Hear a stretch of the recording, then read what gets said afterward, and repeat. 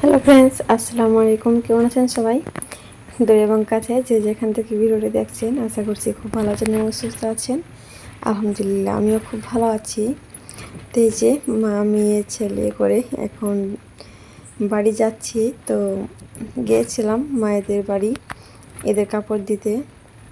তো এখন বাড়ি যাচ্ছি। তো এই যে দেখেন, টোটো ভাড়া করে এক টোটো আলু দিয়েছে। শুধুই আলুই না, আরও অনেক কিছু দিয়েছে, ভাত তরকারি এটা ওটা করে অনেক কিছু ভরে দিয়েছে। সামনে দু একটা ব্যাগ আছে, আমার পায়ের কাছেও একটা ব্যাগ আছে। তো মায়ের বাড়ি মানেই একটা ব্যাগ নিয়ে গেলে 3-4টে ব্যাগ হয়ে যায়। তো এটাই হচ্ছে মা। তো এই যে দেখছেন, যেহেতু দুই বোন এক গ্রামে থাকি, তো দুই বোনের জন্য এই যে 3-4 বস্তা আলু দিয়েছে। আর আমাদের জন্য খাবার দাবার সব ভরে দিয়েছে রাতের জন্য। এখন 3 মা ছেলে মেয়ে করে এখন বাড়ি যাচ্ছি। তো এখন বিকাল দিক, এটা সন্ধ্যার আগে।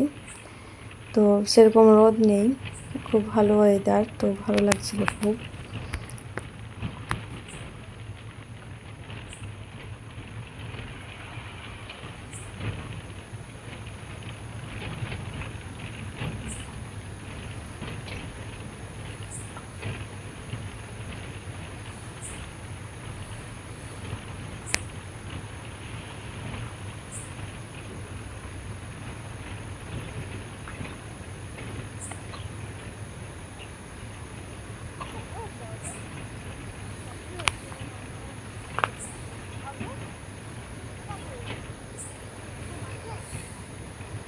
আর এখানে আমার বাবু তো ঘুমিয়ে গিয়েছে, এই যে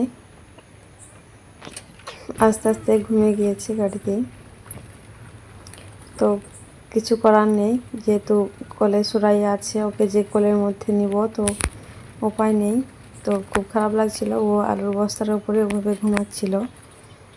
তো লাস্টের দিকে মানে আমি একটা কাপড় বার করে ওর মাথায় দিয়ে দিয়েছিলাম, দিয়ে ওভাবেই আসছিল বাবু, ঘুমাচ্ছিল। তো খুব একটা অসুবিধা হয়নি,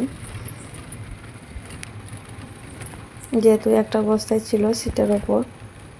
তো ওভাবে করে আরামে ঘুমিয়ে ঘুমিয়ে আসছিল সারা রাস্তা।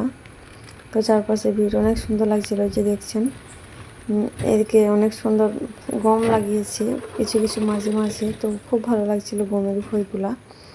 তো আমাদের সঙ্গে শেয়ার করার চেষ্টা করছিলাম। তো ক্যামেরাগুলো এত নড়ছে, খুব একটা বোঝা যাচ্ছে না, তো কিছু করার নেই।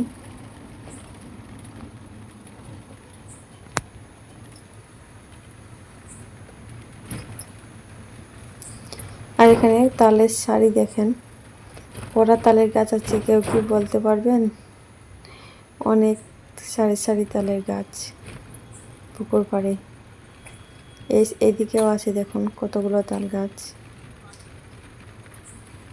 সারিবদ্ধভাবে এক পায়ে দাঁড়িয়ে, সব গাছ ছাড়িয়ে। একটা চড়া পড়েছি ছোটোবেলায়, চড়াটা অনেক মনে পড়ে, তাল গাছটা দেখলে মনে পড়ে যায়। এই যে আমার ছোড়া মামুনিটা ফুটফুট করে তাকাচ্ছে, আর তার দাদা ঘুমাচ্ছে। ছোড়া এমনির জন্য তার দাদা আমার কোলে আসতে পারছে না। তো ভিডিওটা বড় হচ্ছে না, এখানে শেষ করছি। ভালো থাকবেন, সুস্থ থাকবেন, দেখা হবে আবারও নতুন কোনো ভিডিওতে। আল্লাহ হাফিজ।